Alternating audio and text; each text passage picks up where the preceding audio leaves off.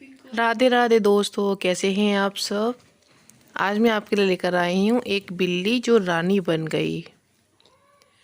उफ उफ, मेरा इतनी सारी स्त्रियों से शादी करने का क्या फ़ायदा जब भगवान ने मुझे उनसे एक बेटा भी नहीं दिया।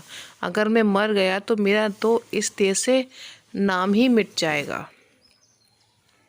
तो जो भी मेरे साथ नए जुड़े हों वो मेरे चैनल को सब्सक्राइब जरूर करें, बेल आइकन को प्रेस करें जिससे कि नई वीडियो आए उसका नोटिफिकेशन आपको मिल जाए। ऐसा कहते हुए कश्मीर का एक बहुत बड़ा राजा अपने जनान खाने में गया और उसने अपनी बहुत सारी रानियों को धमकी दी कि अगर उन्होंने उसको अगले साल में एक बेटा नहीं दिया तो वह उनको अपने राज्य से निकाल देगा। राजा तो यह कहकर चला गया और उसकी सब पत्नियों ने उसके जाने के बाद भगवान शिव की प्रार्थना करनी शुरू कर दी। वह राजा की इच्छा पूरी करने में उनकी सहायता करे। वे उत्सुकता से कई महीनों तक इस उम्मीद में इंतजार करती रहीं कि वह राजा को यह खबर सुना सकें, पर आखिर उनको पता चल गया कि उनका यह इंतजार बेकार गया। अगर उनको शाही महल में रहना है तो उनको कुछ और तरकीब इस्तेमाल करनी पड़ेगी। सो नियत समय पर राजा को सूचित कर दिया गया कि उसकी एक रानी को बच्चे की आशा हो गई थी। कुछ समय बाद यह खबर फैला दी गई कि उस रानी को एक बेटी हुई है, पर जैसा कि हमने बताया ऐसा कुछ था ही नहीं और ऐसा कुछ हुआ भी नहीं। तो फिर सच क्या था? सच तो यह था कि उनके यहाँ बिल्ली थी जिसने कई बच्चों को जन्म दिया था, पर उनमें से एक बच्ची को एक रानी ने अपना लिया था। जब राजा ने यह खबर सुनी तो वह तो बहुत खुश हो गया। उसने बच्चे को अपने पास लाने के लिए कहा तो रानियों ने यह तो पहले से ही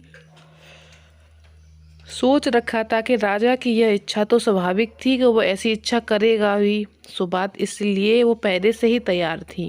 उन्होंने दूत से कहा, जाओ और राजा से कहना कि ब्राह्मणों ने कहा है कि बच्ची को उसकी शादी से पहले उसके पिता को नहीं देखना। इस तरह से यह मामला कुछ समय के लिए टल गया। राजा भी लगातार अपनी रानियों से अपनी बेटी के बारे में पूछताछ करता रहता। रानियां उसको उसके बारे में अच्छा अच्छा बताती रहती, उसकी सुंदरता के बारे में, उसकी होशियारी के बारे में। यह सब सुन सुन कर राजा बहुत खुश होता रहता। हालांकि राजा का एक बेटा चाहता था, पर वह यह सोच कर संतुष्ट हो गया कि भगवान ने उसको बेटी ही दी तो कोई बात नहीं, वह उसके लिए एक ऐसा दूल्हा तलाश करेगा जो उसके लायक हो, फिर बाद में उसका राज्य संभाल सके। समय आने पर राजा ने अपनी बेटी के लिए दूल्हे की खोज करनी शुरू कर दी। एक अच्छा, होशियार और सुंदर लड़का ढूंढ लिया गया और शादी की तैयारियां शुरू हो गई। अब राजा की रानियां क्या करें? अब तो उनके लिए अपने धोखे को आगे बढ़ाना नामुमकिन हो गया। दूल्हा आ गया, वह भी अपनी होने वाली पत्नी को देखना चाहता था। इसके अलावा राजा भी अपनी बेटी को देखना चाहेगा। उन्होंने सोचा कि अच्छा तो यही होगा कि हम राजकुमार को यहाँ बुलाएं और उसको सब बता दें, फिर जो होता है उसका इंतजार करें। अभी हम लोग राजा को छोड़ते हैं, उसको संतुष्ट करने के लिए फिर बाद में सोचेंगे। उन्होंने राजकुमार को बुलवाया और सबको सब कुछ बता दिया। उन्होंने उससे यह पहले से ही वादा करवा लिया था कि वह इस बात को अपने तक ही रखेगा, यहाँ तक कि अपने माता पिता को भी नहीं बताएगा। शादी बड़ी धूमधाम से मनाई गई, जैसे कि इतनी बड़ी और अमीर राजा की बेटी की होनी चाहिए थी। राजा को इस बात के लिए आसानी से मना लिया गया कि वो पालकी में बैठी दुल्हन को अभी न देखे। पालकी में केवल बिल्ली ही थी। वह राजकुमार के देश सुरक्षित रूप से पहुंच गई। राजकुमार ने जानवर की बहुत अच्छी तरह से देखभाल की और उसको अपने निजी कमरे में बंद करके रखा। उस कमरे में वह किसी को घुसने नहीं देता था, अपने माता पिता को भी नहीं। एक दिन जब राजकुमार वहां नहीं था तो उसकी माँ ने सोचा वह आज बेटे के कमरे में बाहर से ही अपनी बहू से बात करेगी। वह बेटे के कमरे के बाहर ही खड़ी होकर जोर से बोली, बहू, मुझे बहुत अफसोस है कि तुम यहाँ इस कमरे में बंद हो और तुमको किसी से मिलने की इजाज़त नहीं है। इस बात से तो तुम जरूर ही दुखी होंगी। खैर, आज मैं बाहर जा रही हूँ, अगर तुम चाहो तो आज बिना किसी डर के कोई तुम्हें देख लेगा बाहर निकल सकती हो। तुम बाहर आओगी ना? बिल्ली सब समझ गई और सुनकर बहुत रोई, जैसे कोई इंसान रोता है। उसके आंसू तो राजकुमार की माँ के दिल को छेद हो गए। यह देख उसने इस मामले पर अपने बेटे से सख्ती से बात करने का फैसला किया। जैसे ही वो आएगा वो अपने उससे जरूर बात करेगी।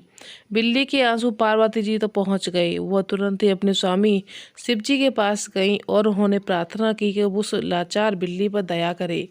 शिव जी बोले, उससे कहना कि एक तेल और जो अगर वह अपने शरीर के सारे बालों पे मल ले तो वह एक सुंदर स्त्री बन जाएगी। वह तेल उसे उसी कमरे में रखा मिलेगा जिसमें वह बंद है। पार्वती जी ने इस अच्छी खबर को बिल्ली को देने में बिल्कुल भी देर नहीं की। बिल्ली ने भी तुरंत ही तेल ढूंढा और उसको अपने शरीर के सारे बालों पे मल लिया। तुरंत ही वह एक बहुत सुंदर लड़की बदल गई। पर एक बहुत छोटी सी जगह उसने अपने कंधे पर छोड़ दी जिस पर बिल्ली के बाल अभी भी मौजूद थे। वो उसे जानबूझकर छोड़ दिए ताकि उसका पति उसकी इस हरकत को उसकी कोई चाल न समझ ले और उसको अपनी पत्नी मानने से इनकार न कर दे। शाम को राजकुमार घर लौटा तो अपनी सुंदर पत्नी को देखकर बहुत खुश हुआ। अब उसकी सारी चिंताएं खत्म हो गईं। वो अब माँ को अपने अकेलेपन का क्या जवाब देगा। उसको तो बस खुश खुश मुस्कुराती हुई बहू को देखना था और उसको रोना तो बिल्कुल बेकार था। कुछ हफ्ते बाद राजकुमार अपनी सुंदर पत्नी को लेकर अपने ससुर से मिलने गया। राजा ने उसको अपनी बेटी समझा और उसको देखकर बहुत खुश हो गया।